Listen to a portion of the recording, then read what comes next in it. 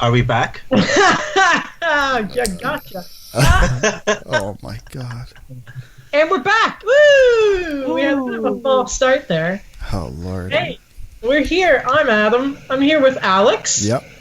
And I'm here with Daniel, rocking a Mighty Fine Ducks jersey. Just to answer the question before we started recording, Nick Robertson did sign an ELC at the beginning. Well, he signed, it's the 1920 to 2021. 21-22, my God. All right. Good stuff. Oh. Alright. Hey, Daniel, Yes. happy birthday. Thank you. Happy flippin' birthday. We sung, well, first of all, we messaged you about 1 in the morning last night, but you had already gone to bed, so that was a bit rough. Then we sang you happy birthday when you got onto the Skype call. That was great. But seriously, man, happy birthday. We love you, and I noticed that there's something behind you. You want to tell the listeners what that is? Yes, it's the Michael Keaton Batmobile. I'm pretty happy this came in. Finally.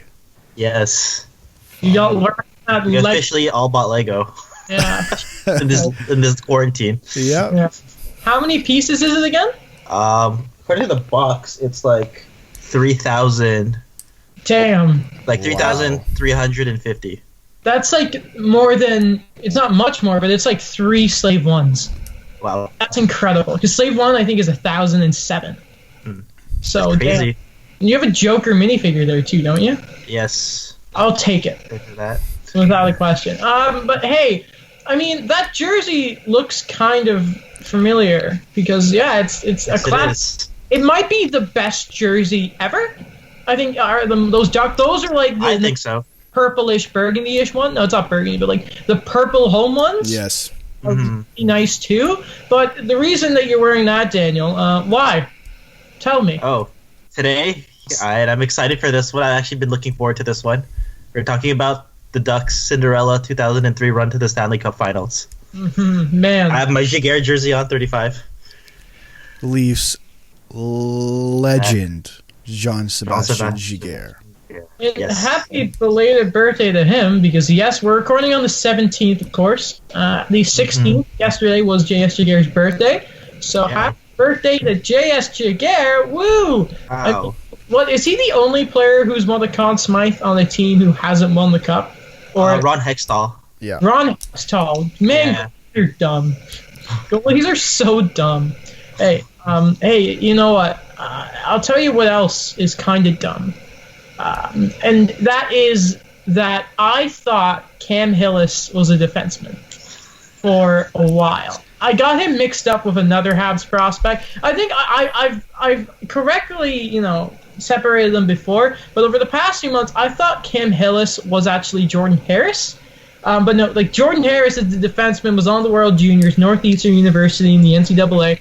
But the reason I want to clear this up is so the Habs have signed forward center prospect Cam Hillis from the Guelph Storm, their captain, to a 3-year entry-level deal. The 19-year-old had 83 points in 62 games played, and from what I have read, he is a defensive player.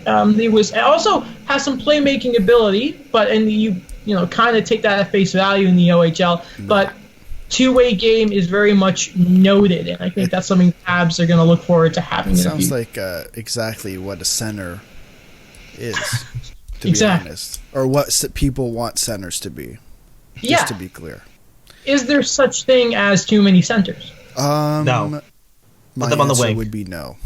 Exactly. But hey, I'm happy. This basically means that guys like Alan McShane are not going to get deals from the Habs. Amazing name by the way. Sorry? Amazing name by the way. What, Alan McShane? Yeah. Well, I mean, he can go have an amazing name for another team. What are the other two? Because I know we've talked about it before. I think there were 4 prospects who the Habs had to sign, and I guess Bergevin pretty much came out and said they're only signing 1 just because they need roster spots. What are the names of the other prospects the Habs did not sign? One, of course, we just mentioned was Alan McShane. The other are escaping me right now. At one point, there was talk about Jordan Harris, but there's an advantage of him going to Northeastern. The other ones, for the life of me, cannot remember. I'll but yeah, pull it up.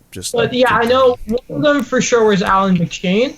But it's nice to see another prospect sign come in, because you always get worried about that. And this is also a sign of, oh boy, it's with all the drafting developing the Habs do, you start seeing, oh boy, they're starting to not be able to keep everyone. Yeah. And it's very, very worrying. So. I have blockbuster trades coming in. Yeah, sure. Okay. Yeah. Let's not give Bergevin praise here. There's Adam's just not impressed. I have there's 4 names here. There's Cole Fonstad, yes, fifth round pick. Arvid Henriksen, 7th round pick in 2016, defenseman.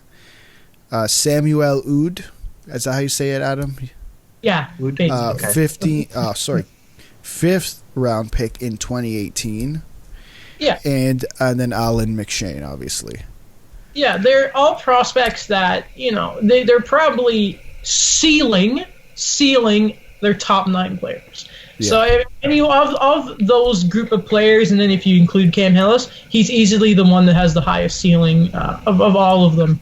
And there was a coaches poll done in the OHL, and Cam Hillis was, in a few categories, including playmaking, was always top 5, top 3. I believe with playmaking, they were talking about him just below a guy like Cole Perfetti. Of course, he's not going to be that because he is 19, so he's gone back. He's technically an overager, but still, a guy taking a step forward in his development you love to see. Really picking up the offensive, the offense where Nick Suzuki left over in Guelph, so you love to see it. And while we're talking about some signings, Alex, the Leafs did some stuff. The Leafs made a depth signing in Adam Brooks, 2 years, $725,000. It's really not a big deal.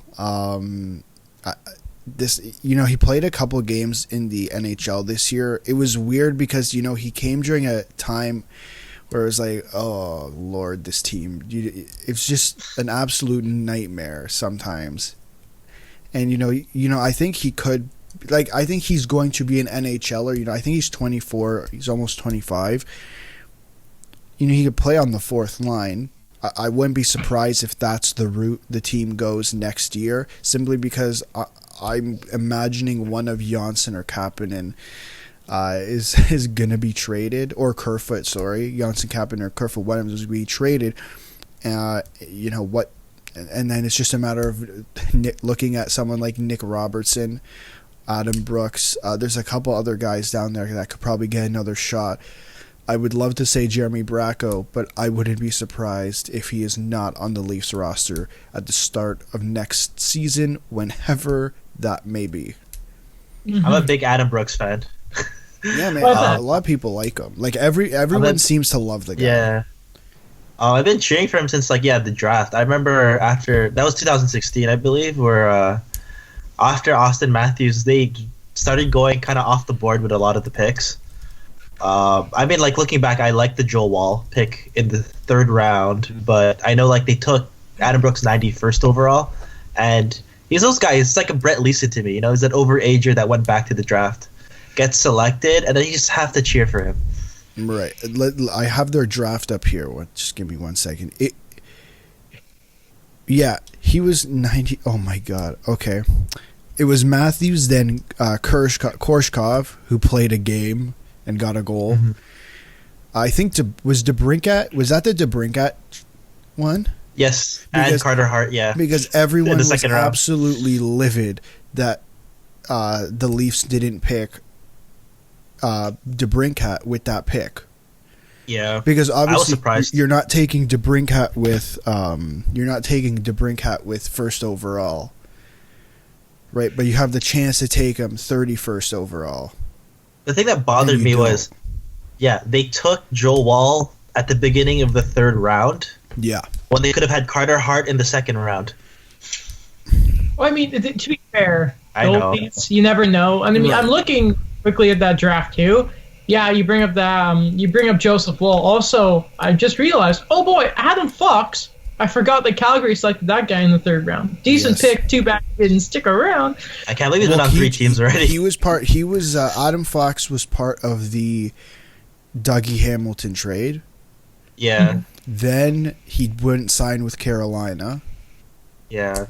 and they traded him to New York. Man. I mean, at least like Carolina got decent value for him. It just, I think, because he also told Calgary too he's not going to sign there. Right. They need defensemen. So, I mean, hey, who did they get back in that deal? In Which one? Carolina? Oh no, it was Draft the picks. Hamilton blockbuster. Yeah. All right, Yeah. fair enough. And I then mean, they got a couple second rounders for him. A second round pick and then like a third round pick. Yeah. Which Yeah.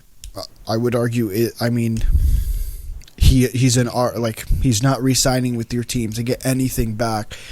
It's really not that bad. I think they traded that pick because it says 2019 second round pick Mad Sogard, which Ottawa drafted that player. So they must have maybe traded. I think they traded down.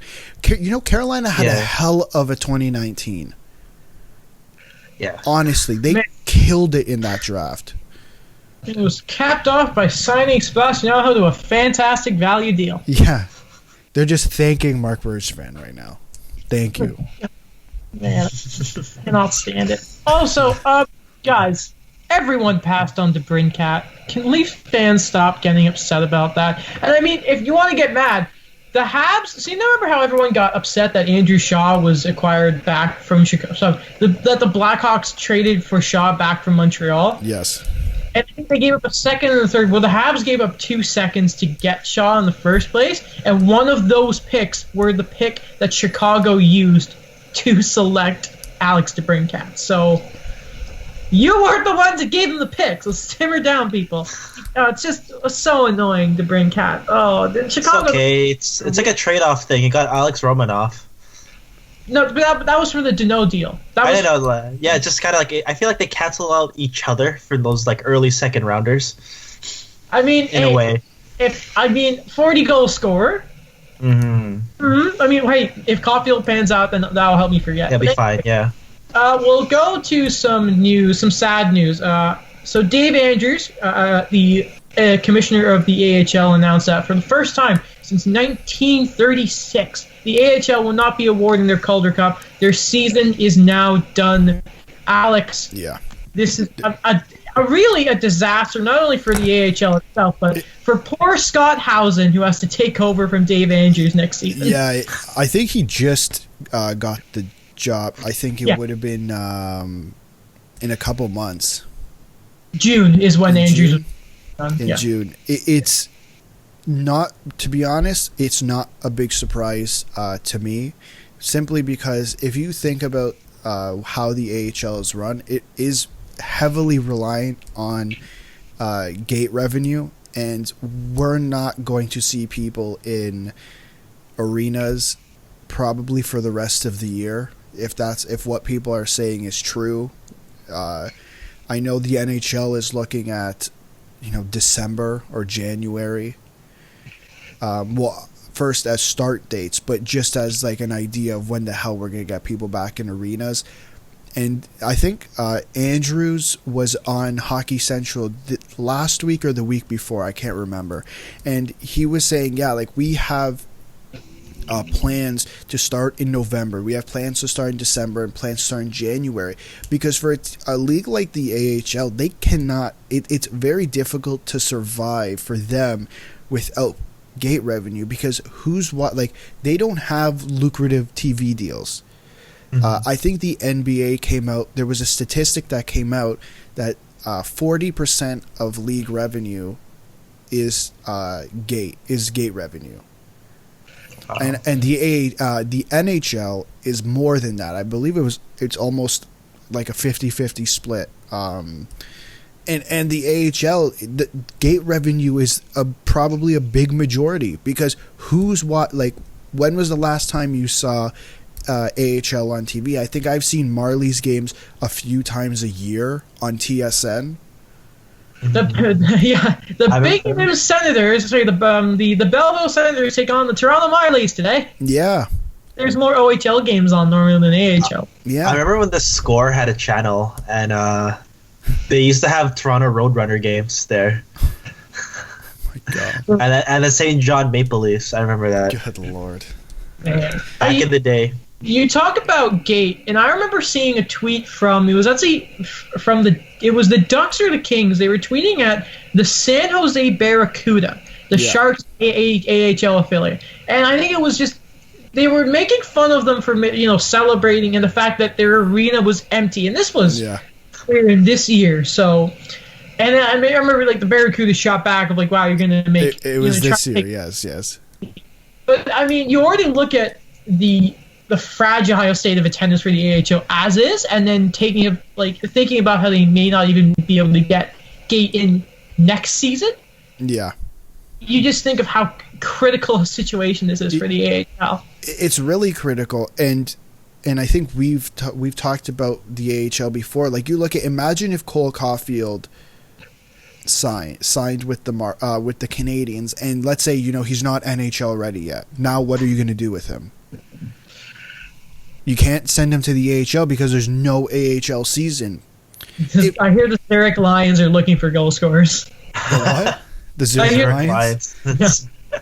It's a tough thing to deal with. Like, in my opinion, I don't think the AHL starts their season if they can't have fans, because it's not realistic for them, because they're going to be losing tons of money. And I think it's about half the teams in the league are not owned by NHL teams. Yeah.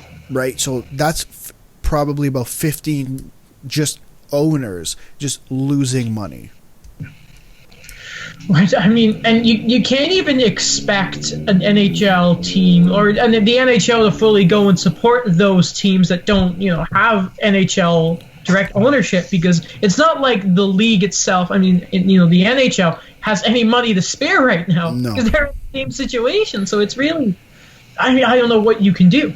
And I think at this point, let's say the season does return, which you're looking at a couple other leagues doing the same thing. Obviously, UFC had 3 fight nights in a week.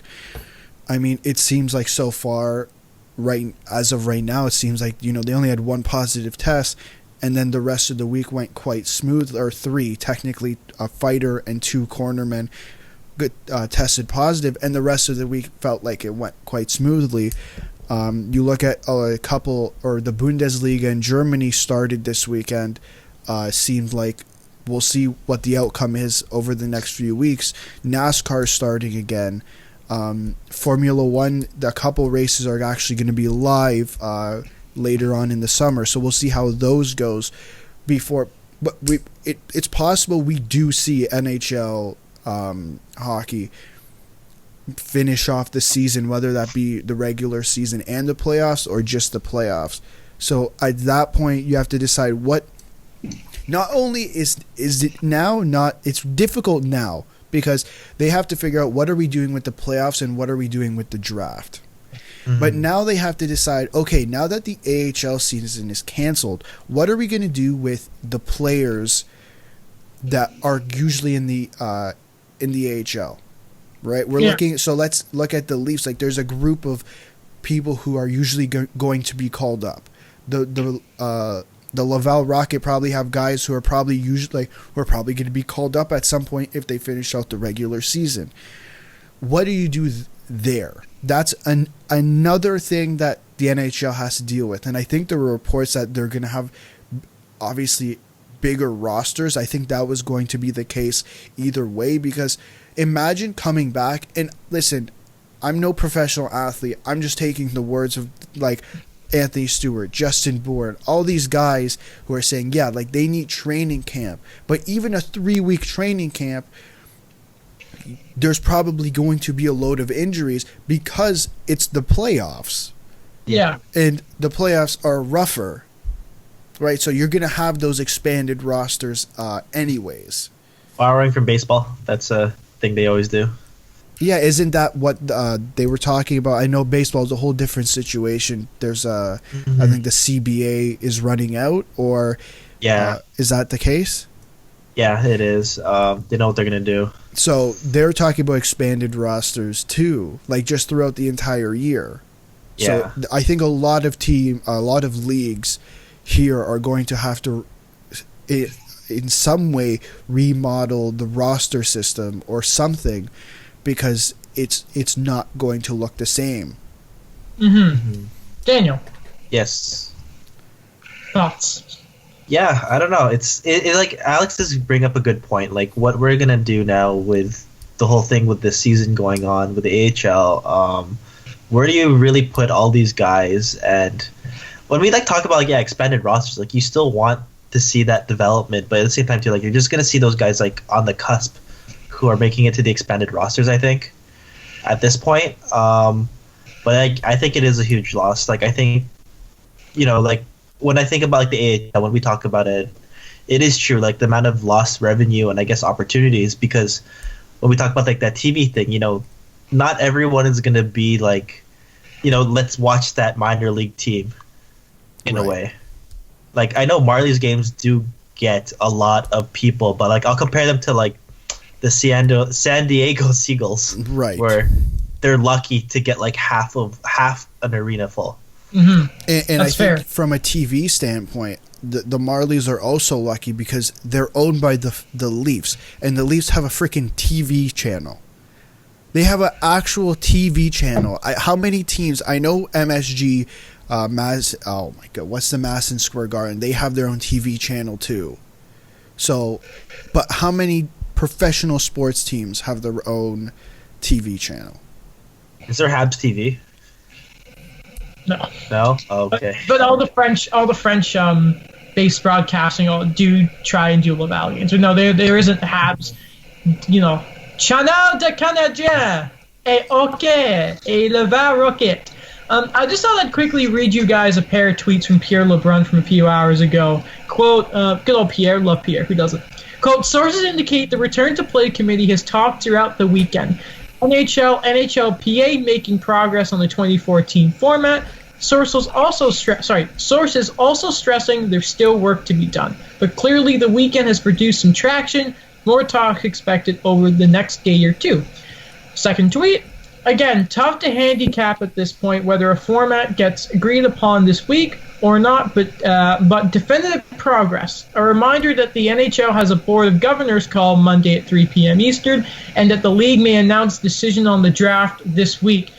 And boy, man, everything got really, really, really quiet about the draft really quickly. Yeah. It was that's really funny. But I thought just a quick little update there. So it sounds like probably our Wednesday show. We're talking about Back to the Future, right? Yes, that is correct. We may have some hockey news by then. Maybe something significant. Also, everyone, go give 31 Thoughts a read this week because Elliot Friedman goes into maybe some discussions about what a twin. The book. The book. Hey, listen. God bless. If I ever get to see Elliot Friedman again, I'm just gonna. I just want to shake his hand. I was gonna say a hug. I could imagine Adam just going up to Elliot Friedman and giving him a hug. I would for sure take a picture, and that would be the next post on the 2-on-1 podcast Instagram page. If you're not following it, you should go follow it. Exactly. Check out the YouTube channel as well. Of course. But I think I just go to Elliot and I'd say, okay, first of all, you and CJ, thank you for Saturday nights because you helped fill the podcast on Sunday, and thank you for 31 Thoughts on Wednesdays because you just fill the podcast. You fill the Wednesday podcast. Hockey podcasters everywhere should thank Elliot Friedman. All right, bring him gifts. Maybe something to help with the balls fart he's got going back. But hey, he embraces it like a champ. We love him regardless. Yeah. Yeah. I mean, man, he's a champion. I love Elliot Friedman, one of my favorite people in sports. So, Daniel, I want to ask you something here because we talked about bracket last week with the Vancouver Canucks. You know that guy. We know about laughing at the Canucks. It's our favorite thing to do on the 2-on-1 podcast. Favorite thing to do. Mm-hmm. Yeah, my favorite thing to do. Yeah, of course. But we have a executive leaving a team by the sounds of it. So I want to ask you, Daniel, we talked about the Canucks and how important drafting has been to them over the past few years. I want to ask you about the LA Kings and Scott Wheeler, obviously, throughout the year. He had, in The Athletic, he ranked every NHL team's farm system. And do you remember who number one was on that list? For which one? Sorry, can you say that again? The Scott Wheeler's athletic series on ranking every NHL team's farm system. Sorry, do you remember what team was ranked number one? Was it the LA Kings? No. It was the LA. Yes, LA Kings. Yes. The big part of that is Mike Fuda. This is a guy who, I'm sorry you all saw Rachel Dory's tweet about how this, and she encapsulated it perfectly. I'm going to paraphrase her tweet here. That every time there is a job, a general manager, a president, and some team is looking for someone to fill that spot, it's Mike Fuda who they talk about. And the Kings have announced that they will not be renewing this guy's deal. Daniel, I want to ask, what are your initial thoughts on the fact that Mike Fuda and the LA Kings are now going separate ways? I was really surprised with that. I remember reading Elliot Friedman's statement on it. It's like, the typical thing. We appreciate the contributions, thankful for the effort and dedication. You're not a former player, so you can't stay. Yeah. So, what is it? Mark Iannetti is the one who's going to be running the draft now. But, yeah, I has a huge list of guys he's taken, and it's surprising that for the state of where the Kings are, they're gonna do this kind of shakeup now because they had so much consistency. Was he brought in during the Dean Lombardi days? I believe so, because that was 2017. Yeah, right. So I think that was one of the things too, is that Dean Lombardi left, and now who's running the Kings? Now the name's not coming to me. I believe it's Rob Blake. Right. Yeah, and I think there wasn't. There was issues. I think they were talking about on Hockey Central on noon, and it just seemed like they weren't really compatible. Is the impression that I got from what they were talking about? So that's probably one of the reasons he was leaving. I think. Sorry. No, go ahead. I think it's these type of things. I agree with Alex. Kind of happens where you don't see eye to eye, and coupled with the fact it's not your guy you brought in. Yeah. Kind of want that clean slate, but man, looking back at those picks he's had, even when he didn't have a first rounder in 2016, he still was able to get Kale Clague. I always get that wrong. 51st, and then he's had injury problems, but Gabe Vilardi looked pretty good. Scored in his first game. Yeah, he has 7 points in 10 games this year. As a rookie on the Kings. Yeah, I look at the teams in the league right now, and who needs a general manager? My God, sorry. Well, before we go there, I just one thing I wanted to talk about first was the fact that I look at the Kings and I realize, okay, it's Rob Blake and Luc Robitaille who are kind of running the ship there. Right. Just so happened to be, I believe Rob Blake has a statue there, actually. Yeah. These are two, and if there's, and again, we talk about the reason, I don't know if I actually said it, but the reason it's so important to talk about drafting and developing with Mike Fuda, he's not a director of amateur scouting, but he is the guy who has the eye for those players. He's like Judge Brackett. He just doesn't have the official decision. Is he assistant GM? Is that his official role? Yes, he was assistant. Yeah. Or he was, yeah. Yeah. Until the contract's officially done. Yeah, he's basically gone. I just don't understand. You look at Vegas, and it looks like it was very easy for George McPhee to say, I'm going to step to the side here, and I'm going to give this to Kelly McCrimmon. I understand if you don't get along with the guy, but the Blackhawks, before Stan Bowman lost his mind, no one liked each other there, and they had so much success. I don't understand why, I don't want to accuse them of having the boys club thing, but it feels like it is that you couldn't. Clearly, it looks like this is the guy for the job. There's a reason he gets so much attention. Right. And instead, you know what? Nah, you can go. When I look at it, I don't know necessarily if it's a boys club thing. I just think it's I mean, it could be. Let's see who they end up hiring after. But I think it's more of, it's not my guy. Mm-hmm. Right, and you saw it. My big example is with the Leafs. Obviously, you look at Kyle Dubas. The day he came in, it was evident that Mike Babcock was not going to be coach for much longer. Mm-hmm. And they butted heads for 2.5 years or a year and a half. How long was it? Am I going insane? Felt like that. It felt like Yeah, it 2.5 was years. It might not even have been 2.5 years. It could easily have been a year and a half. Yeah. I think it was a year and a half. They constantly butted heads for a year and a half. I think it was just a matter of them bringing in, wanting to bring in their own guy. What do you think, Daniel? I kind of feel like that too. It's just, we look at like the draft success, we look at all these things, all these factors, and at the same time too, I don't know, it's we always forget that business side of things where, you kind of want your own people around you. Mm-hmm. And if this guy wasn't fitting in, I think like it's those type of things where he outgrew that his position. I think he wants to be a GM, and maybe he expressed it, maybe he didn't. We don't know, but I think it's at a point now where he knows he's going to be a hot commodity, and the Kings were just rather say, we're not going to just renew it, just let him do what he wants. All right, and Alex, let's go back. You were you were talking about maybe teams that would hire him. Yeah, for me, I think there's two teams that stand out to me, and there's one possible team, just depending on the way they want to go. If I'm New Jersey, we already know they called Mike Gillis and they interviewed him. I think they should call Mike Fuda and say, hey, like, let's bring you in here. Let's figure this out. They've already started drafting well. You look at the assets they've gotten back this year. They can get more assets. For someone like Kyle Palmieri next year, that's definitely someone they should oh my God, that's definitely someone they should look at bringing in. The second team is Buffalo, and Jason Botterill's been here for how many seasons? It seems like nothing's changed. Mm-hmm. It really seems like nothing's changed. Seems like it's the same issue that was there before. They need a new voice. It maybe it's a new voice. It seemed like things were getting better. I don't think the answer is to fire Ralph Krueger. From every single player I've heard talk from Buffalo, no one's said a bad word about Ralph Krueger.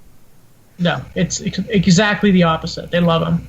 The third team, and this is an interesting one for me, is Arizona. And, I'll explain why. But that's what the reason it's a possible one. Like, I don't think it's really gonna happen. Is they're on this. There's a whole scandal going on right now with the what did they do? They just fired their. Oh. Do you not remember the draft? No, sir. I thought you were about to talk about them firing their president. Wait, what thing at the draft?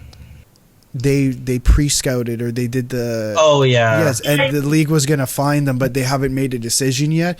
Mm-hmm. I don't know how far up it went, but if John Chayka was involved, I don't see how you don't discipline him. Mm-hmm. And I think Mike Fuda would be another guy to just bring in. Just it seems like scouting really is his forte. And there seems like I don't know what the issue is in Arizona, but it's just another guy that could go into Arizona, in my opinion. Does he speak French? I have no idea. He could learn. He will learn. No, you're not allowed to learn. You have to speak French before you get the job. Okay, it's a requirement. What about you, Daniel? Do you see any potential teams that Mike Fuda could go to? There's always interest for this guy. He's always. Yeah, like I remember like reading the article where like I think I just mentioned where maybe he does want to be GM, and the Sportsnet article like I referred to Elliot Friedman. They said he was considered a potential candidate for the Carolina Hurricanes at the time before he stayed with the Kings. Mm-hmm. Not there, but I agree with Alex. Buffalo for sure. They need a new voice. I remember I forgot, it was probably like a year ago where I read one article, I believe it was from Sportsnet, where he talked about the Sabres where, yeah, they have this young talent, but like, like with the exception of like Victor Olofsson, like they do not know how to draft outside of the first round. And they need like someone who's, has those scouting capabilities to really help them, because like they're not finding any depth. That's true. Yeah, it's really the guys who are going Sam Reinhart, top 10. Yeah. Eichel, would be a first overall if he wasn't behind McDavid in any other draft. Stuff like that. So I think it's very fair. Do we have anything else to say when it comes to the leagues? Mike, food, anything, or are we good to move on to the main event of the evening? We are good to move on. I'm good. Retro review. Man, I wish we had. What's the name of the? Is it Jimmy Buffer, the UFC's announcer dude? Brian Buffer. Brian Buffer. Who's Jimmy? Is that his brother? He does have a brother, and he does the boxing. Yeah, his brother's like the famous one who says, "Let's get ready to rumble." It's Does that funny, guy ever age? It runs in the. It's Bruce Buffer, not Brian. I don't know why I thought Brian. It's funny. It runs in the family. Yeah, great voices. That's what we need. We need Bruce Buffer to do our retro review. Daniel, Yes. take it away. The reins are yours. You're like Jack Skellington trying to make his own Christmas hero. Yes. I love it. Here we go. Maybe we'll watch that movie another time. Maybe we never know. We'll see. Okay. If you check the May schedule, I saw that. Yeah. So your Nightmare Before Christmas. I'm leaning towards Nightmare Before. Anyway, though, that's a later episode of Bizarre Adventures. For sure. Called the Mighty Ducks. So go ahead, my friend.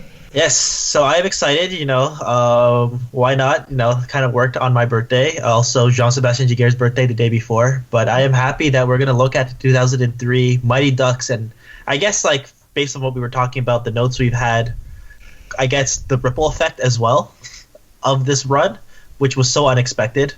Right. So, like, a few notes we'll start with. Was they finished 7th in the West. And they went against that Detroit Red Wings team, that dynasty team that had like Luke Robitaille, Brett Hall, Brendan Shanahan, not Donovan Hasek, Curtis Joseph. Before when he left the Leafs, that was kind of hard. I remember at the time. Hall of Famer. Nicholas Lidstrom. Who else did they have? A young Pavel Datsyuk playing on the third line. Would Henrik Zetterberg be on that team, or was he not there yet? I'll look up the 2000. Yeah, I'm not really sure. I think he might have been. Because I know he won the cup. He didn't win he only won the cup in 08. Okay. But yeah, like looking back on this team, no one kind of thought, like, you looked at their top 6. They had superstar Paul Correa, but after that, it kind of falls off offensively, even defensively. Like, they didn't really have too many guys. But yes, they go in first round. They kind of establish things. They sweep the defending champions. I guess we could start there. You guys want to? This is Detroit's roster. It was Sean Avery, my dog. Maybe the names you're going to recognize. Chris Chelios, Pavel Tatsu, Chris Draper, Sergei Fedorov, Thomas Holmstrom, Brett Hull, Curtis Joseph, Nicholas Lidstrom, Luke. Lord. What? Brendan Shanahan. Wow. And guess what? Henrik Zetterberg had 22 goals. Good Lord. That's the Detroit team that you're talking about. God. Yes. So yes, they come in and they sweep that team. I know a lot of them were in overtime, but still kind of crazy. You win. You win. Yes. If that didn't already shock the league, they go into the next round. They don't ask you how you won. They ask you how many you won. Okay? Yes. They go into the second round. They face the Dallas Stars that just won the President's Trophy that year with a superstar Marty Turco. So they weren't gonna win the cup. We know that. Yes. And the Ducks beat them in 6 games. Another upset. Get into the next. Yes, go on. Sorry, just let me ask you this, Daniel. If you had to put a reasoning as to why they've won these series so far, why is it? I'm gonna have to say J.S. Giguère. And not in a biased way. You mean it wasn't Mike Babcock? You should have just turned around and showed us the back of your chair. Oh yeah. But yeah, I don't know. That was a memorable team. Like, that's how I got to know Mike Babcock. For a while, I thought he kind of looked like Emilio Estevez. I thought he looked like a distant cousin of Coach Bombay. Oh my god. Maybe it was just me being a kid, but that's what I kind of thought of. That year also, they go to the conference finals. Giguère gets 3 shutouts against the Wild. Like, the Wild score 1 goal in that whole series. That's what? do? He had 3 shutouts in a row, correct? Yeah. Game 4 is the only time he let in 1 goal. They won 2-1, the Ducks. Okay, just quickly before we move on, I don't know if you see the notes, Adam, but Daniel's the most journalistic person ever. He put J.S. Shigeru's stats, and then he linked it to hockeyreference.com. And he's like, according to hockeyreference.com. Yeah, but I'll listen up. Believe it. I think about the stats that Adam and I have put in the document, and I don't think we've ever done that. Sorry.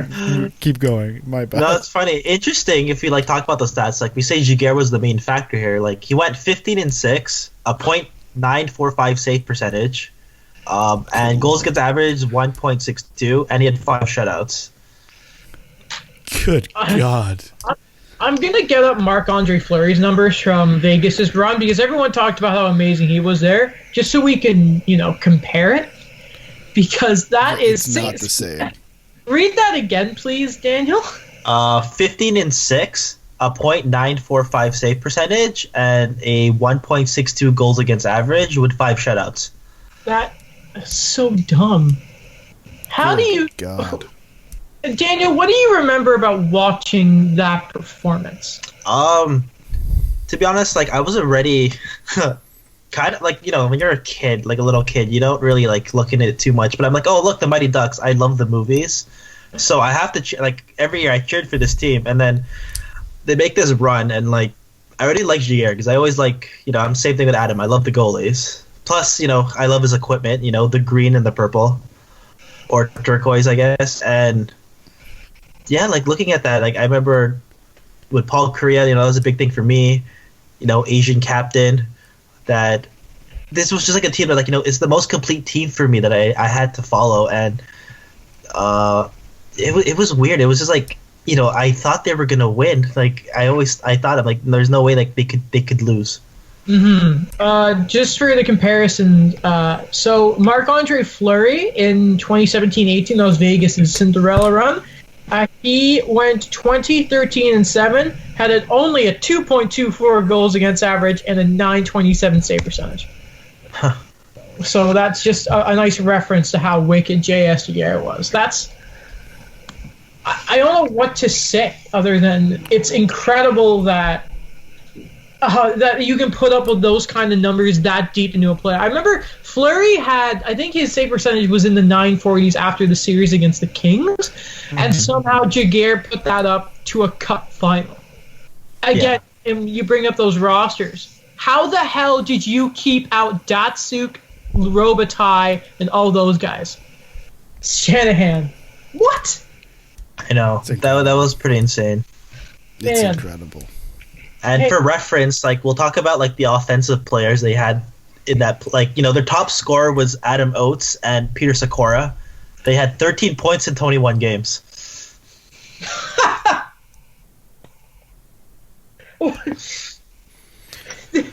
Oh, good. Go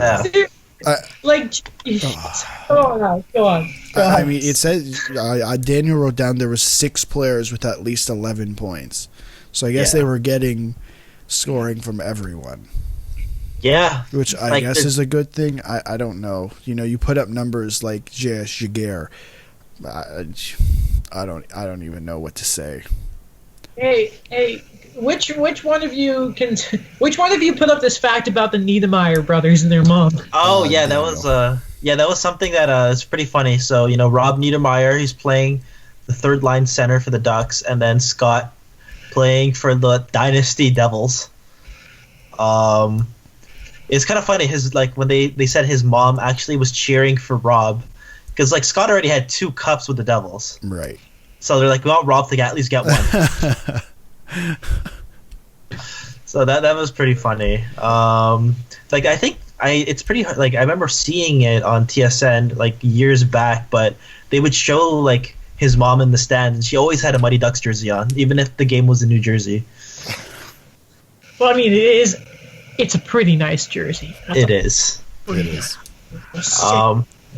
If we talk about this, like, yeah, it was a crazy time for me in hockey. Like, was probably the year where like it really kind of picked up for me growing up. This is when I'm like, yeah, we always talk about it. Like, I've always been a Leafs fan, but it just, you cannot ignore the Ducks at this point. Sure. Yeah. And yeah, it felt weird to me because like this was a year after like Salt Lake City Olympics, so I'm all on like Broder, and then suddenly in the finals I'm cheering against the guy. Yeah. I felt like Adam at that point. Even before I met Adam. Well, that was the only time you would ever cheer against Martin Brodeur. Yes. Man, shout out to who's ever in the Google Docs and is an anonymous jackalope, by the way. I think that's Daniel. Oh, that's funny. Jackalope, anyway. But yeah, like we could move on to like they sweep the Minnesota Wild. In a way, I'm thinking about this now. The Wild beat the Colorado Avalanche in the first round, so it was kind of like Adam should be cheering for the Ducks because when they beat the Wild. When the Wild beat the Avs in the first round, that was Patrick Waugh's last game. I was about to say, that was the series that made Patrick say, yeah, I'm out. Yeah. They upset them. So, yeah, I guess Adam's all Ducks now here, too. I guess so. Yeah. I guess so. The Minnesota Wild made Patrick Waugh retire.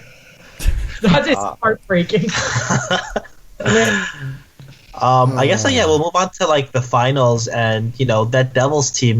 Like let's see who they had. They had a prime Martin Brodeur. Yeah, decent. They had Scott Niedermayer, Brian Rafalski, Scott Stevens, and Ken Dianco as their top 4 defensemen. Just Stevens and Niedermayer alone. Yeah, I was watching a clip the other day, and it was this NHL streamer. Really big fan. His name's 2BC Productions. Check him out, ladies and gentlemen. A really funny guy. Swears a lot, so maybe Eric Koff. But he was watching highlights of his streams, and he's like, I'm going to show you guys the moment Eric Lindros was never the same, and it was when Scott Stevens just destroyed him. Mm-hmm. And I mean, Stevens, you talk about him, man. If you can just watch him end people's career, and it's a normal hit from back then. It's like another world. It's unfortunate too, because we know in like the finals here, that's what he did to Paul Kariya, the same thing. Was that when Kariya scored? He came back later, but he didn't remember it because he had just been Scott Stevens. Yeah, and then he didn't remember it, and then he said I think 10 years after, looking back, he shouldn't have come back to the game. Oh yeah, they always say that afterwards, right? That's always the issue. We shouldn't have done it, but then there's people who are still saying, yep. It's okay. Mm-hmm. He came back. We're only removing years of his life, and you know what? Let's tack on some CTE because there's not any research on that. Science doesn't exist. For sure. That was kind of a scary moment as well. I didn't know what was going on with that. When I was watching that with my family and everything, and I don't know, just I've always had this weird thing with Scott Stevens. He played for the Olympics. He's always been that captain that I don't know Lou Lamoriello loves, those type of captains. But it's those type of plays he does that it's a mixed legacy for me, to be honest. Sorry, go ahead. Yeah, go ahead. Oh, also too, it was at the tail end of things, where the lockout happens and then concussions start to have more attention on them and more research on them, and it's just kind of a thing where it's just a mixed bag. Yeah, Scott Stevens is the perfect comparable to show how the game has changed. Yeah, he really is. Freaking man, but the game's not fun anymore. Anyway, sorry, Daniel. With this discussion we've had before, continue. This is really interesting. I won't lie.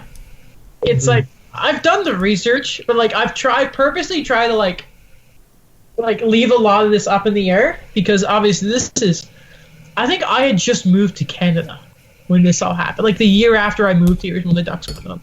So it's kind of like reading about the Roman Empire almost to me. What? Really? It's very interesting, and like I'm no, because I'm That's looking by ahead. far the weirdest comparison, but okay. I don't know. It's just it's like history. I love history. Right? Yes. So, All right, cool. like, if you wanted, like, you remember how we've praised like the F1 Drive to Survive stuff. Yeah. If you want, like, I'm looking at this quick stuff about the Ducks, and if you wanted to make a Netflix original series, I mean, this is prime material. Sorry, Daniel, continue with your thing, but I agree, man. Yeah, I agree. That'd be great. Like, You there's probably been could. like videos on this, but not the way that with the Netflix technology, I guess, and exposure. Yeah. Like, they could do something great. I really think if they have the footage, and I'm not comparing it to this documentary, it's just simply the it thing now. It wouldn't put up the same type of numbers. Is they could make a documentary like The Last Dance, right? Like what they're doing with Michael Jordan. They could do it with this team, and I think for compared to numbers that hockey puts up, I think it would do fairly well. Mm-hmm. oh yeah. I agree. But it would not put up numbers anything close to like what The Last Dance is putting up. Just to be clear, that documentary is apparently spectacular. It's monumental. Yeah, I'm trying to like wait for all the episodes and I'll just watch it all in one go. Yeah. Same. I see a lot of people like, there's no way I could. I don't know how. Like, maybe I'm just used to it. Like, I'm thinking about all the shows I watch. There's no way. Like, I watch them all. I just pound through them. It's like, I don't know. It's hard. Been spoiled. Hey, sorry, I don't mean to derail everything again. No, I know how annoying it is. Alex, where are you in Clone Wars? Oh, season 2, episode we're 10. gonna ask this again. Season Daniel? 2, and I started on Wednesday. Okay. And Daniel, where are you? I actually haven't watched it Alright. since the last. I've been watching too much Formula One. Oh my god. Drive to Survive. I didn't finish that in a day, okay? Oh, wow. Man, we should have watched season 1 first, by the way. Right? Teach me your ways. It has so very much changed my view, and I think I'm gonna watch it now. Anyway, sorry. Shit. I did my job. No I worries. did my job. All right, we're at the finals now against the Okay. Devils. They take him to Game 7. Of course, they lose in Game 7 3-0. But the big thing here, and, we've talked about it before, but J.S. Shiger wins the Conn Smythe despite being on the losing team. Yeah, there's no reason he shouldn't. How many points would a player have to put up in a playoff, in the full playoffs, to say, hey, I've been better than J.S. Shiger? I would say, hold on. 50 points. I don't know. I would say you would need to put up, how about 36 points in 24 games? Who did that? Evgeny Malkin in the 0-9 playoffs when Pittsburgh won their first cup. Yeah, that was Sidney Crosby and Malkin. Yeah. This is stupid numbers. This is stupid. He went 15-6, a 945 save percentage. Hey, when did Hextall win it when he wasn't a cup champ? I want to compare those numbers. I believe when did Philly go to the finals? Man, I have no idea. Let me check. Hextall's another one of those goalies, right? That he's known for as much of his, but he was known for his fists more than this goal, even though he's a damn. 1987. 1987. Okay, hold on. Okay. Oh, so I was good. I don't think I can compare it. Never mind. Those are very weird numbers because that is a different era. Yeah. Man. Oh, they lost to the Oilers. Oh, hey Wayne. Oh, I hate a 9-weight save percentage. That's I don't even know what that would be today. Yeah. Oh. Yeah. So that happens, and that's crazy. The Ducks are on the map. To be honest, people were still thinking of them, but I think this is, for me personally, what I believe is this is the transition where they take away that whole thing of the Disney novelty that we were talking about with the movies, and they're like, no, this is a legitimate team now that could actually compete. Because before this, they were always getting eliminated in the first round, not even making the playoffs. And I think we got a little bit spoiled with Vegas because they just drafted a phenomenal team of people who were like, I don't know who you are, and then just turned out to be really good. Like, you look at the team, a lot of them were guys we didn't really know much about.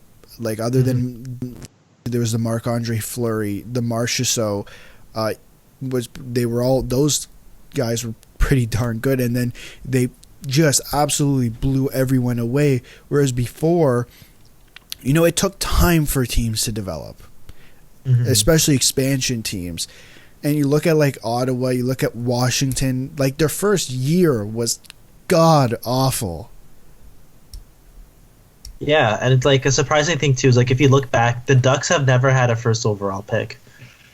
Really? Up until this point, like their highest pick was like second. It was like Oleg Tverdovsky, who was traded for Timo Solani. Bobby Ryan. Bobby Ryan was second after 2005. Damn. Almost got Crosby. I know. Like their latest highest pick, like if we're gonna go to like the modern years, has been Hampus Lindholm at 6th. Right. That's the credit to them and their scouting ability, eh? Yeah. So for me, like this is what I think changed for them, where like this is a legitimate team, and then we could even talk about like the offseason too. That was kind of like a bittersweet time for me and my young. Before we move on, I have to mention that this is also the year I got really obsessed with the NHL games, so I memorized the Ducks like roster. I think that's a perfect way for a kid to get into hockey. Buy the games, and just memorize the rosters. Yeah. That's how I know most of the players. I'm not gonna lie. Yeah. I'm not gonna lie. Yeah, they had an interesting offseason. Obviously, in that draft, they got Getzlaf at 19th and Perry at 28th.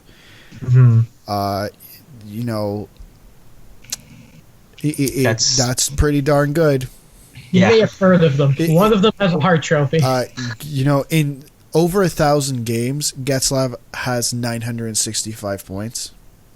In 14 years at Anaheim, which was literally just up until last year, he had 988 games for 776 points. 372 of them were goals.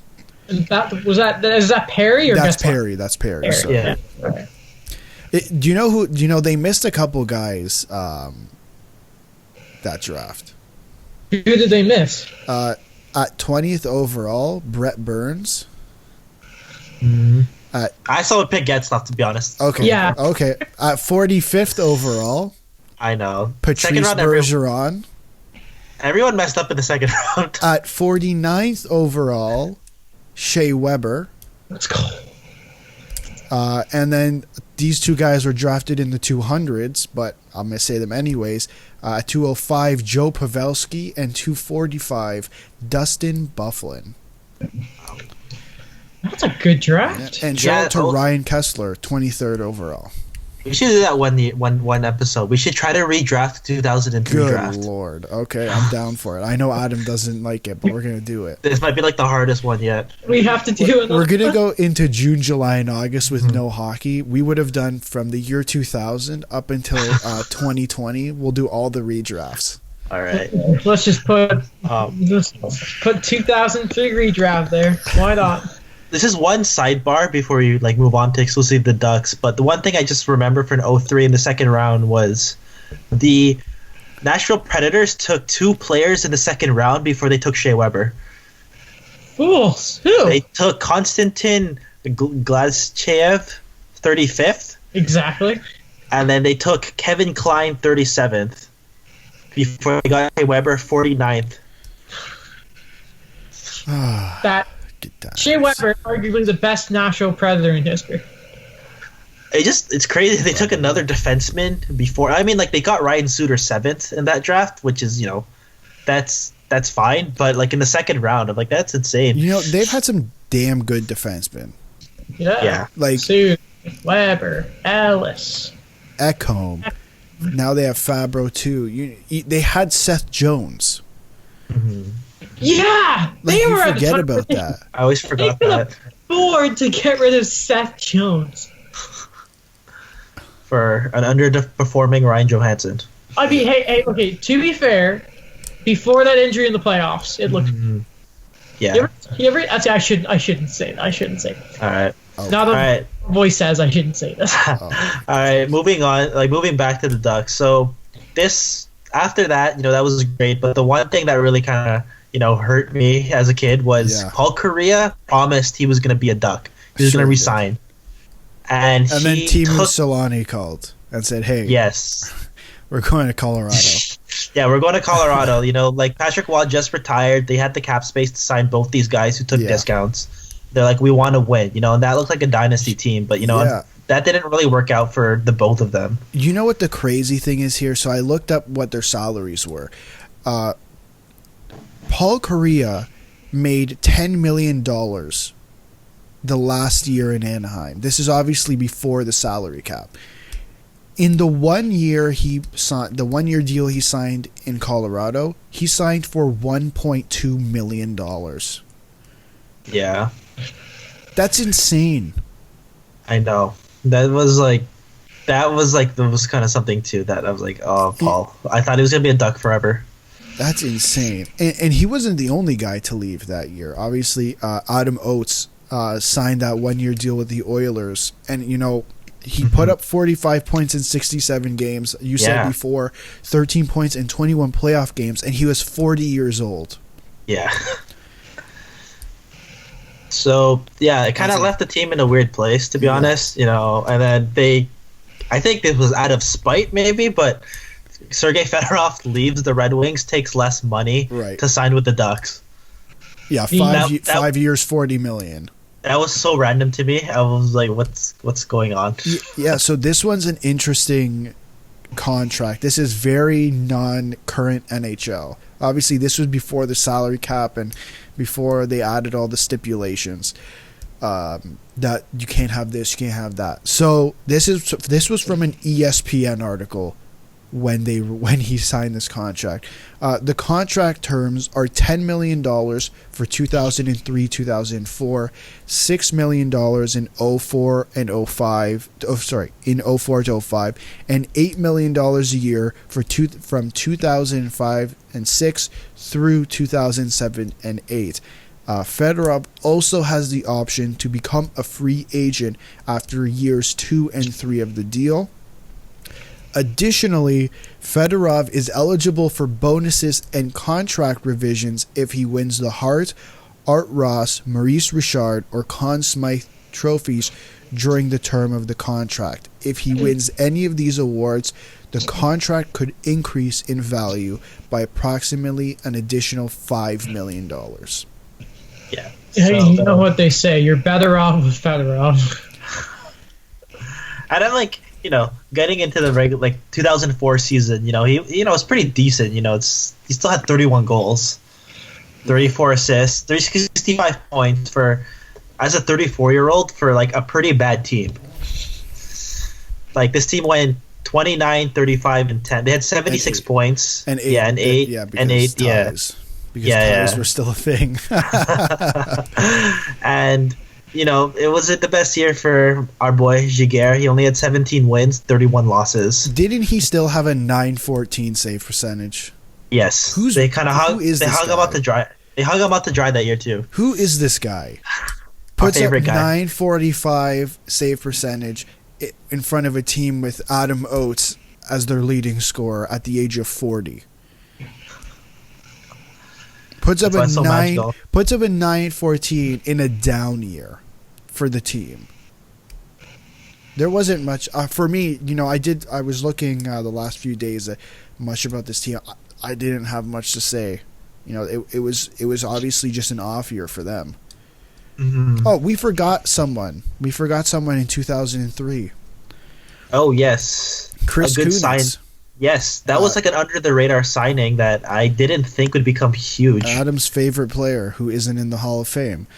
No, I never said that. Yep. I said that at this point in time, Chris Kunitz has a better claim to the Hall of Fame than John Tavares. He's also played how many more years than John Tavares? Canadian Olympians. Stop it. Daniel, I don't think you were on the show for that debate. No. So So let me tell you that. How many cups does Kunitz have now? Like 4? Yes, 5? 4. Oh my Yeah. God. Yeah. So if Tavares' career ended today, who would have a better claim for the Hall of Fame? John Okay, Tavares. how many points does Chris Kunitz have? Wait, but are we kind of count cups? Yeah. So is Corey Crawford better than Henrik Lundqvist? Oh. Okay, hold on. Okay. Oh. So I'm comparing two forwards. You're just taking it a bit extreme and you're saying, hey, a goalie. What do you mean What? a goalie? They're completely different Lundqvist positions. is much better than Corey Crawford. But that John is a fact. Tavares is much better than Chris Kunitz. Yeah, but What he's about Andrew Shaw? Neither has Lundqvist. Andrew Shaw has a better claim to the Hall of Fame Oh than my God, Marcel. I'm not having this discussion with you. Chris Kunitz signed a 2-year deal with the Ducks coming out from the NCAA at Ferris State University. I don't know where that is. Neither do I. Ferris I trust it. State? It's pretty funny. That year, they actually lost him to waivers to the Atlanta Thrashers, but then they reclaimed him. It's in Michigan, by the way. That's what happened this year with Eric Comrie. They lost him to waivers, then traded to Arizona, to Arizona, and then put on waivers, and Winnipeg claimed him again in literally a matter of like 3 months. I wonder if he still had his old apartment. Hopefully. And then he's coming back like, hey, I'm back, guys. I mean, until Seattle claims me. Woo! That's true. That guy deserves a chance, I think. He does. Oh, yeah. Yeah. Do either of you have anything else to say about the 03-04 season? Anything that stands out to you? A young Joffrey Lupul at 20 that guy. with 34 points in 75 games. He was the Ducks' 7th overall pick in 2001. Before the injuries hit, he was supposed to be part of their future. Yeah. And then Lou Lamoriello just shut him up real quick. Man, just crazy. A lot of like high-priced veterans that high-priced veterans on this team that I thought they were gonna perform. Like we'll get to them later. Like Sanis Ozlidge, Martin Skula. Well, he was 24 at the time. Keith Carney, Steve Ruch was named captain for 1 year after Paul Kariya left. Yeah. We could go to like the off season, and that was a weird off season too. It was an interesting draft, I think, for them. They drafted Ladislav Schmidt ninth overall. He spent 1 year in the AHL, put up 77 points. Yeah. And a year later traded to the Oilers. Yeah. And this was and this is an interesting one.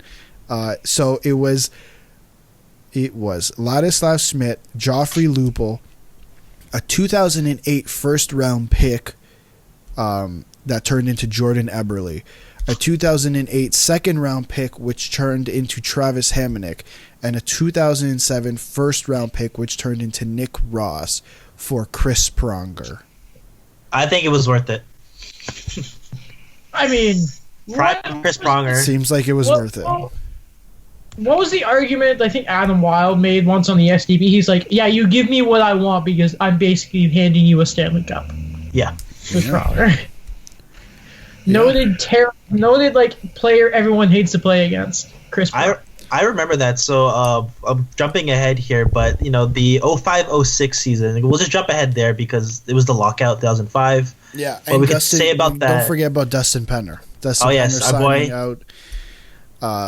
And Perry and Getzlaf officially signed their ELC contract. Yeah, Mike Babcock bolts for Detroit. He doesn't want to resign. Coward. So in comes Randy Carlyle. Hey, good one, Randy. Good one. A good, solid Brian Burke guy. Forgot to mention too. Brian Burke comes in. Brian Burke. Forgot that. Yeah. Mr. Truculence himself. So sunny days are back in Anaheim. Well, they just brought in oh my god, they just drafted Bobby Ryan 2nd overall. Mm-hmm. As Brian Burke likes to say, they almost got Sidney Crosby, but they didn't. They got apparently Bobby Brian Burke. I remember he said in an interview where he wanted Jack Johnson 2nd overall, but his scouts were like, "No, take Bobby Ryan." Yeah.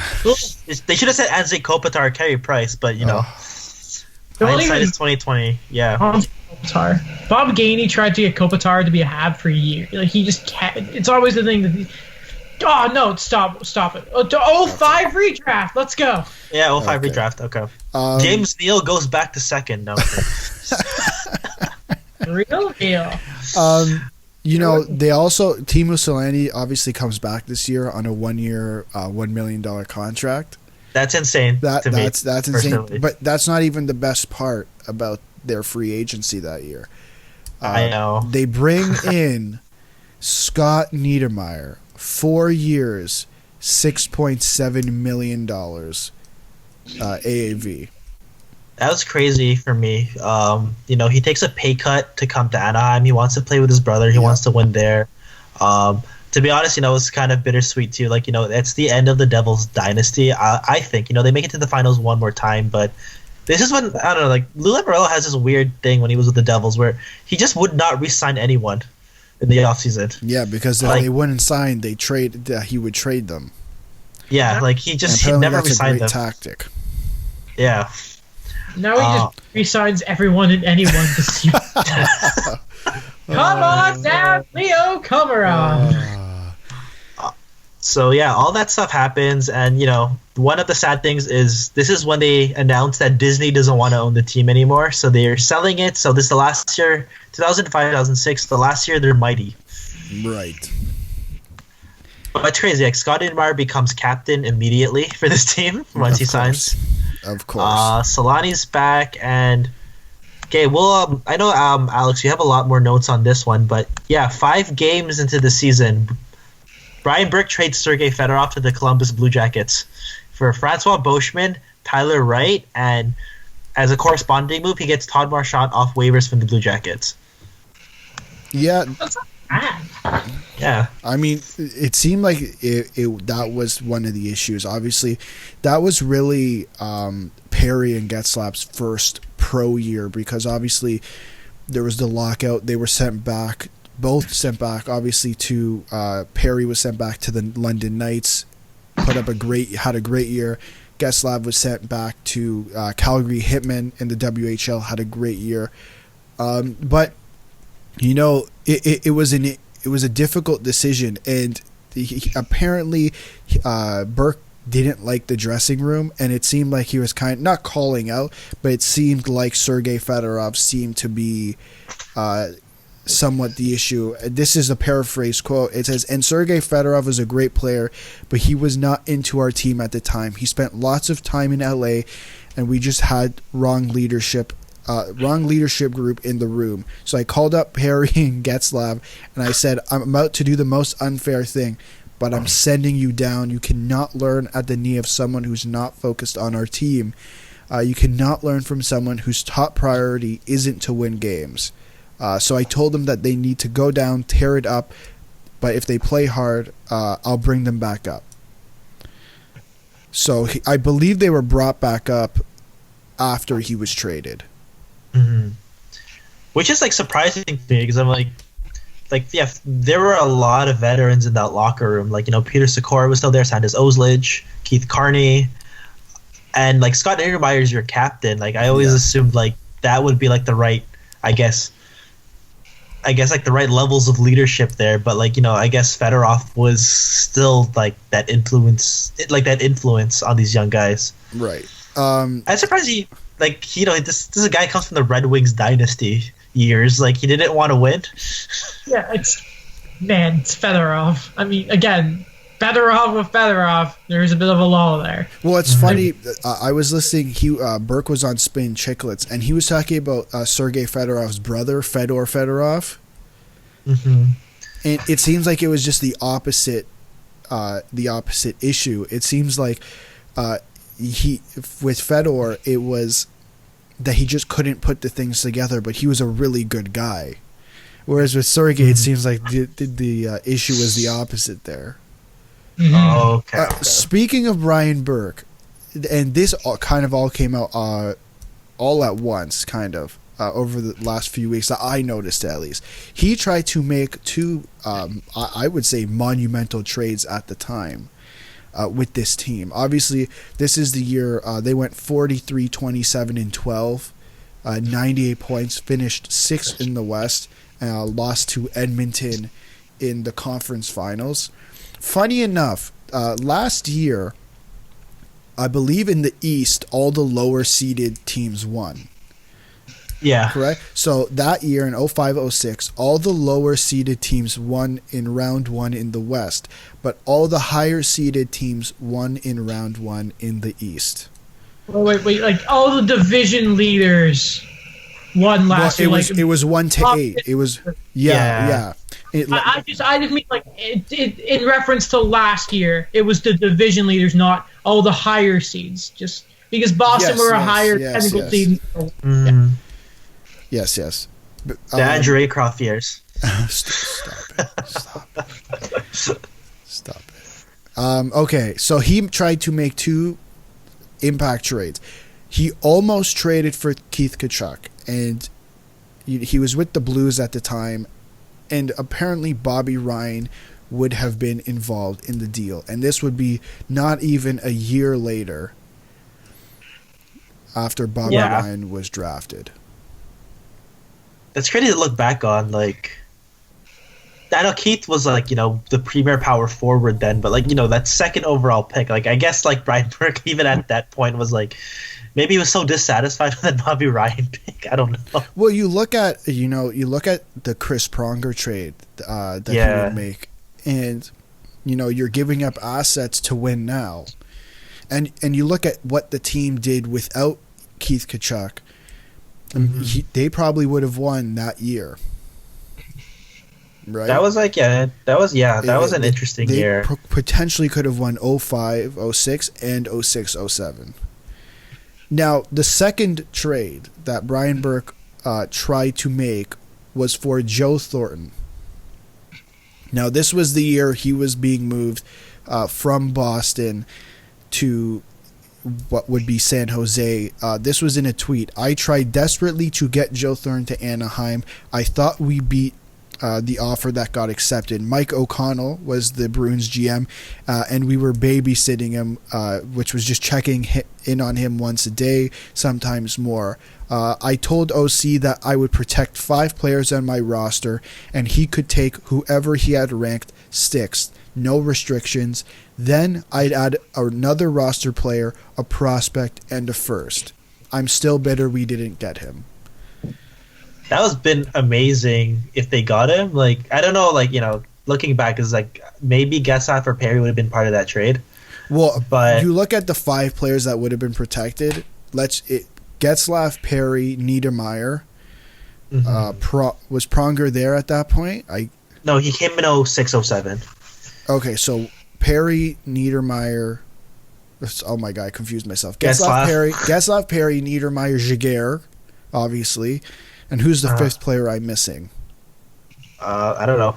I guess it would probably at that point be Andy McDonald, because like this is when he really tore it up. Okay, Andy McDonald. So they get who would they get? You obviously Bobby Ryan would probably be part of that deal as well. Joffrey Lupul. Ilya Brzgalov, okay, he's on that team. First Dustin Penner, maybe, yeah. Yeah, so that'd have been interesting to happen. Like that was a funny like tidbit like we got to see recently with what would have been if Joe Thornton went to the Ducks instead of the San Jose Sharks. Yeah, it would be completely. I really think that either one of these trades, I don't think he would have made both of them. I think it really would have been one of them. That really could have pushed them over the limit that year. Mm-hmm. And then you look at you look at what happened with the Chris Pronger trade, and does he make that Chris Pronger trade the year after? Now you're giving up. He's saying he would have given up the 6th best player on his team, another roster player, a prospect, and a first, and then a year later gives up 2 prospects, 2 first-round picks, and a second-round pick to win that year with Chris Pronger. Do you do that? Do you do that trade 2 years in a row? Maybe that's true. I like the Pronger a lot better. You know, it balanced out the defense a lot more. Right. And to think you had two Hall of Famers on your blue line like that, Yeah. and you get to win it like that. That was pretty crazy. We look back in 05-06. That was a funny year because I cheered against Chris Pronger like crazy on the Oilers. Like I remember when I was at school, everyone was cheering for the Oilers because they're like, we need a Canadian team to win. I'm like, no, I'm all for the Ducks. And even in the finals, I'm like, I'm all for the Carolina Hurricanes. Like I cheered against the Oilers. Like the entire run.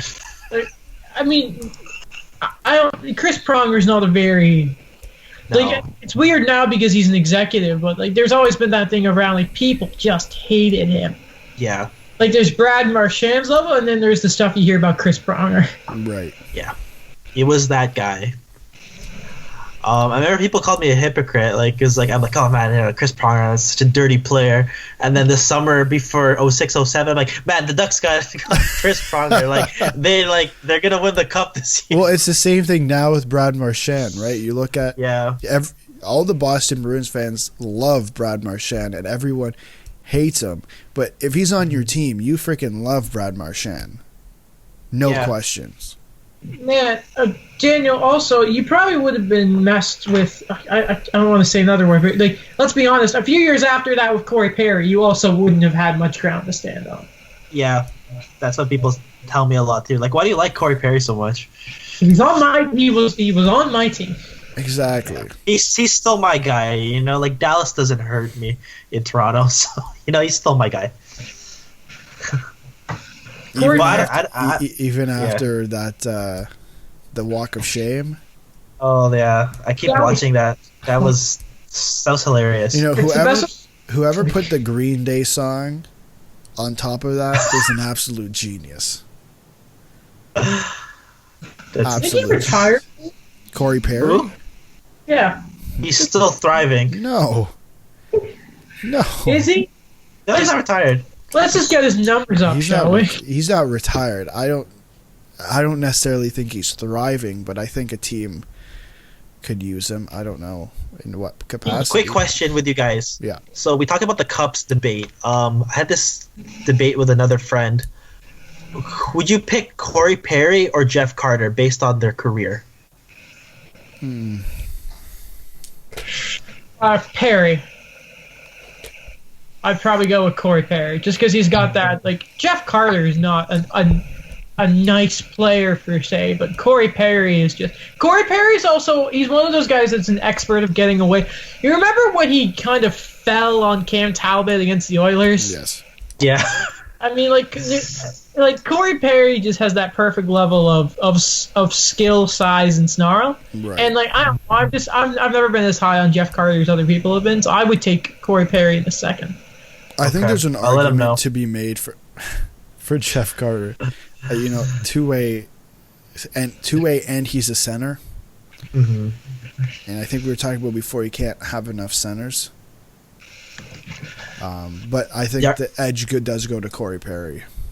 Because I say my friend always brought up the Cups, and I would always bring up the individual awards. I think Perry has more All-Star games, and he has a Harden mark and a Rocket Richard trophy.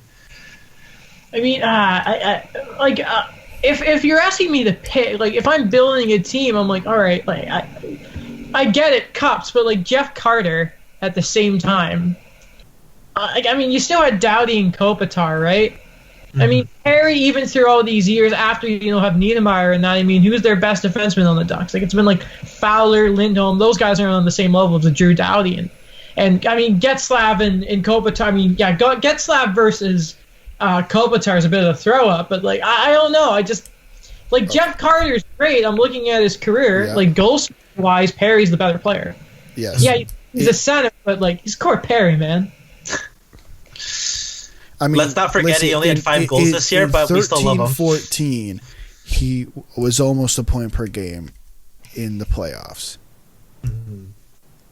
Who is this? Carter.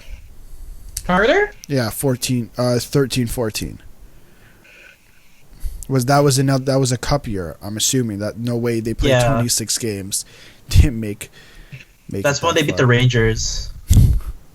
Yeah, 25, 26, and he had 13 and 20. And like comparing it to Perry's numbers, 14, 15, 18 and 16, 15 and 21, and I'll just look at their totals. In 118 playoff games, Perry has 89. Yeah. In 120, Carter has 74. Okay, but how about the defensive part of the game? Are we not going to take that into account? Well, That's the issue, though, right? Like Carter, if I'm picking Carter, it's not because of the points he puts up. That's the issue I have. That's why I think there's an argument to be made for Jeff Carter. Like he does exactly what they all say they want centers to do. Yeah, I mean, that's fair. I mean, you got like let's say if I'm building. So what is this? If I'm building, I need some background here. I'm starting a team from scratch, and I either have Perry or Carter as my first pick. Like I have to take one of those two. Yes, I guess. I don't know. Just comparing them career-wise. I don't know. I know it's like different. It is a bit iffy. I can't get over just Perry's playing style. They're both physical, but with me, Perry's just like he's your product. When we talk about the West and back in the days of the Anaheim, Chicago, LA prime days, I mean Corey Perry's the exact type of player you would want there. Well, he gets to you, right? That's what makes him so dangerous in a way, is that he gets to you. Yeah. Right? Same way Brad Marchand does. Yeah. Yeah. So, all right. Even their point totals, like Perry's only ahead by like 70-ish points too. So, I mean, yeah, like if I'm starting from scratch, I would take the center. But like, it's difficult for me to pass up on a guy like Corey Perry. Mm-hmm. He's good. I love him. Well, no, I don't. But if he was a Hab, he'd be one of my then favorite. You love him. Okay, yeah. Yeah, he's like a Brendan Gallagher, but like you level him up 3 times. Mm-hmm. Yeah. All right. I guess like one final thing, I guess, is the 07 season. You know, what was built on what was possible in 03. You know, we talked about it already. They get the cup. But, you know, just insane numbers all around. Timo Solani has 94 points as a 36-year-old. Wow. Andy McDonald's, your top-line center, was undrafted, had 78 points. Scott Niedermayer, at 33, has 69 points in 79 games. Chris Kunitz, 60 points. Chris Pronger, 59 points in 66 games. And a young Ryan Getzlaf at 21 has 58 points in 82 games. Corey Perry, 44 points in 82 games. Dustin Penner, 45 points in 82 games as a 24-year-old. And, you know, I'm not even adding in the depth. And I remember they had that crazy third line where it was Samuel Paulson, I believe, Rob Niedermayer, and Travis Moen. That was like the line they never changed throughout the whole season. And, yeah, that was their checking line. What was J.S. Giguère's stats? He had 36. Oh, for the playoffs. Yeah. So this was an interesting year. He didn't really do too well in the playoffs. Like he still had the 13 wins. Well, he still did pretty well, but he actually missed a few games because his son was born throughout the playoffs. You know what? That's fair. Yeah. So who replaced him? Did it was Ilya Bryzgalov. Ilya Bryzgalov. Yeah. Mad. Bryzgalov actually he started the playoffs for them when Giguère went to be with his wife. So Bryzgalov, you know, he was 3-1 with a .922 save percentage, and he had 2.25 goals against average against Calgary. Conn Smythe numbers right there. When Grizz has a cup then. Yeah, he has a cup. Yes. I never knew that. Good for him. Wait, so because he has a cup, does that mean he has more of a chance to get in the Hall of Fame than John Tavares, or? No, because he's a goalie. That's different. Oh, okay. Doesn't. Yeah. It's always different. Yeah. But unless still it's Chris Kunitz, it's always different. Oh, of course, yes. This is, you know, the emergence of Chris Kunitz these past 2 years. You know, you gotta love the guy here. I'm so upset the Ducks traded it for Ryan Whitney. You know, that really bothers me that they did that. Proud of Ryan Whitney? Yeah, I love the guy, but, you know, by the time he left Pittsburgh, I don't know what happened to him. probably wasn't influenced by Sidney Crosby anymore. Yeah. Like I don't think they ever played together, but just the influence wise, I guess. Yeah. So with Jaguar's numbers, yes, he went 13-4, had a .922 save percentage, and his goals against average was 1.97. Scrub. You know what's so funny is you say 922, and you before like, yeah, he didn't really have that good of a playoff. Guy put up 922 save percentage. Man, it's not .945, like 03, but it's still great. How many shutouts did he have? Like 10? He had one. Oh, so, no. Yeah, Go just ahead, one. Not 5 this year. Shucks. So we agreed unanimously that Connor Hellebuck we would give the Vezina to, right? Yes. Mm-hmm. Yes. So and you're saying, Daniel, like 922% whatever. In 58 games played, Connor Hellebuck has a 922 save percentage. So different situation though. He didn't have Chris Pronger and Scott Niedermayer. I'm just saying. Yeah. That's true. That's true. I'm just saying. That's true. He deserves it, by the way, this year. He deserves it. Oh, So yeah, who won the Conn Smythe that year? Was it Jaguar? It was Scott Niedermayer, Unbelievable. who had 11 points in 21 games. He was the backbone. He played almost 30 minutes a game. Good. It's God. it's like Duncan Keith won it, right? Yeah. Yeah. Not the numbers, but it's like this guy's not going to get off the ice. That was crazy. Like, I'm looking at their ice time from that playoff run. Chris Pronger played over 30 minutes a game. Wow. Scott Niedermayer played almost 30 minutes. Was anyone else on the ice, or who else? No like need. It was, no need. It's pretty balanced too. Like, Francois Beauchemin played over 30 minutes a game. what? How? Yeah. Who else was on the ice? Literally, no one. That's Sean O'Donnell. Getzlaff had 21 minutes. Like, their forwards, they were so deep on forward that everyone kind of averaged more or less the same on their top 6. Guys, I something's bothering me. So who had both of LA's Conn Smythe trophies? I'm guessing Jonathan Quick had one. Justin Williams. Oh yes. Justin Williams had one, and I'm gonna assume Jonathan Quick had another because I remember one year he just stood on his head. Yeah. And then it just all went downhill the last 2 years. I'm sorry. They all thought it was Marian Gaborik gonna win it, but Justin Williams got it. Okay, yeah, it was Quick in 2012 and 2014. It was Justin Williams. Okay. Yeah.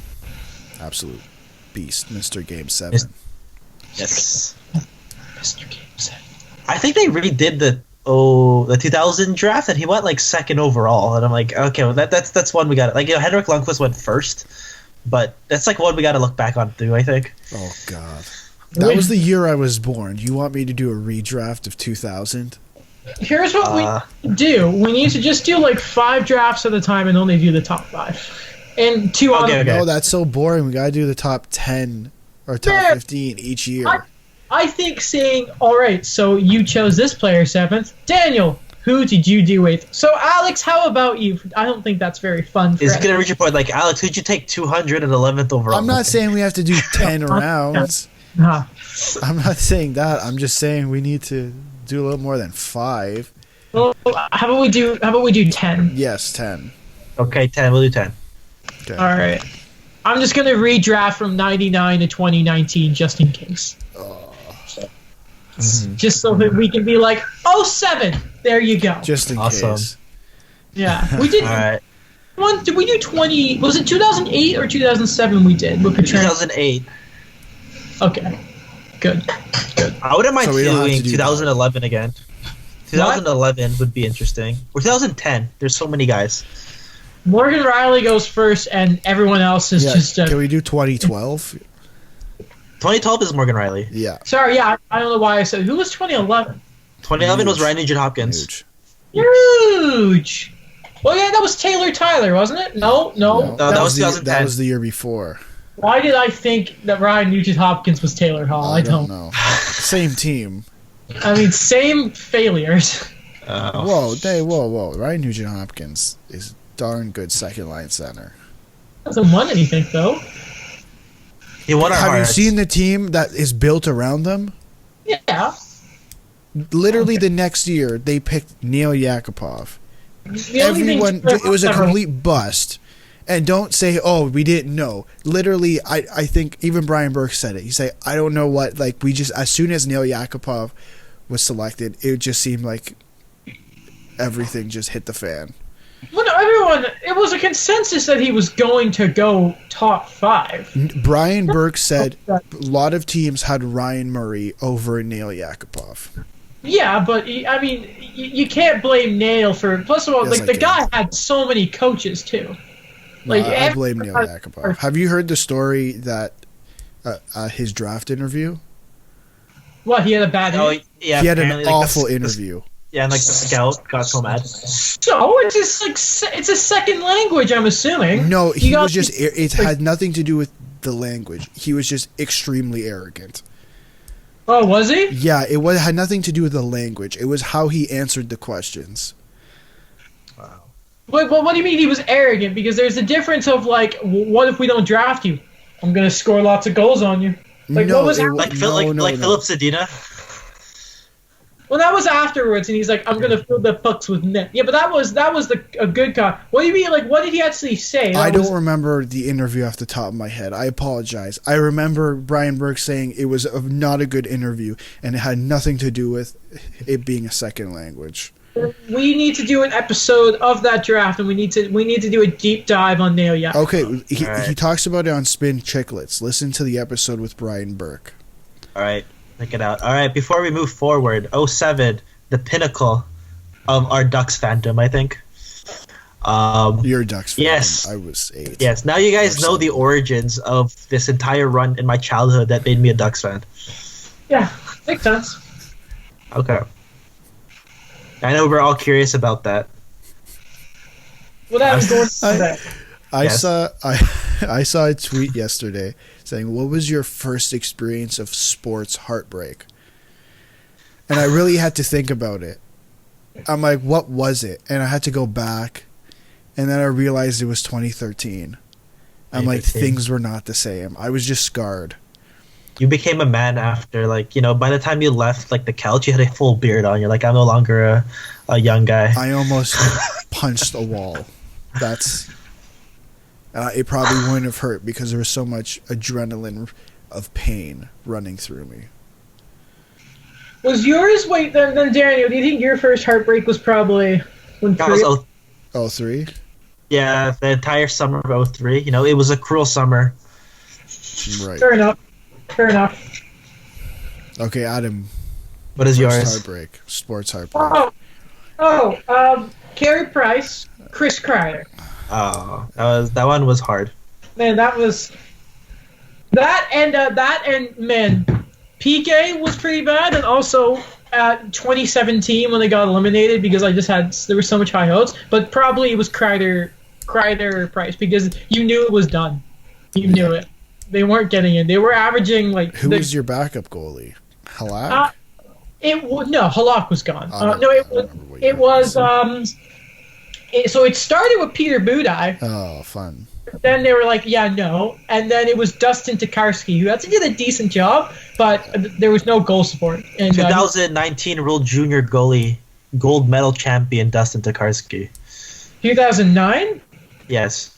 You know what's really, because you know how at the Hall of Fame, like you see a bunch of the masks? His World Junior mask is there, actually. Awesome. It's a You know, nice. he was pretty bad, though. Like, if you look at his stats, like, he's had a stacked team in front of him. Hey, he has the gold medal. You know what? Montreal have one of those You know who- prospects. One Didn't second. work out. You know who else But- didn't do very well at World Juniors? Let me pull up Who? his statistics for Daniel here. Once it pops up, he already knows who it is. Yaroslav Askarov. Oh, no. 5 He didn't games. do well. 5 games. 271 goals against average. 877 save percentage. Wait, was he worse than Spencer Knight, or was Spencer Knight better? Ooh, that's a very good question. I'll search that up. It's okay. Spencer Knight. Joel Holfer, you know, saved the team. The For Canada. For Canada? Yeah.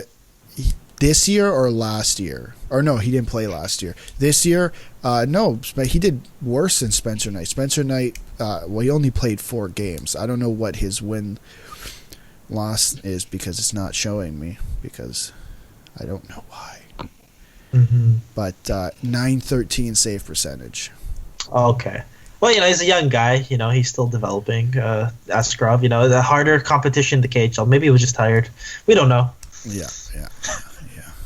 Coming up with excuses here for Yaroslav Askarov. I'm getting some stuff on my phone. I think it's telling me that Daniel's making some excuses.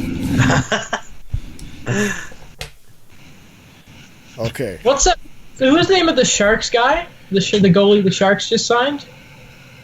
We talked about it. Alan Barak. No. Anyway, whatever. He'll be better. He's supposed to be better than Askarov. Yeah. Wow. That's a stretch, Oh, Alexei Malinik. Draft. Alexei Malinchuk or something. I'm going to pull it up. That sounds right. Hey, what else? Is that everything for the Ducks then? Yeah. I'm satisfied. Thanks, guys. This was really fun to do this episode. It's Alexei Melnichuk. Okay. Alexei Melnichuk. Well, Daniel, it's your birthday. We hope you do have a good one. Listeners, tweet at Daniel and tell him happy birthday, man. Yes, we love you. Yeah. And thanks, make guys. sure to check out the Instagram page for the podcast. If you're not following it, you should follow it. If you're not watching this on YouTube, go check out the YouTube page. You'll see our beautiful faces. People need to do that more. We gotta get going on the YouTube. And make sure you subscribe to the podcast. Leave a review wherever you're listening. Do whatever you can. Just make sure you come back next episode because we love you. And one more thing, not Daniel, Adam. I'm still waiting for this Andrei Markov, Alex Romanov video. Processing. Okay, so we're gonna see this video come out soon. We're gonna debut it on this channel because I'm excited. We've been waiting so long for it. Yeah. Hey, and also keep your eye out for a building Lego video. If want to put that out on your channel. What? No. I should find it. Yeah. Not us. I should find a smaller. No. I should find a smaller set then. For now. Man. I don't know, Daniel. I can't wait till you build that Batmobile, and it's a nice part of the background because you can see Alex's one. You get yours up there. I mean, I obviously have the best background because Carey Price on that. I don't know if you can see it, but right there is my Patrick Waugh bobblehead. I can't see it. Is he wearing a Colorado jersey? He actually is Colorado themed. Wow. Yeah, it's pretty rough. Yeah. Okay. Let's end the episode. Okay. Make sure you like, follow, subscribe, do whatever you can to the podcast, the Instagram page, and to the YouTube page. See you guys on Wednesday.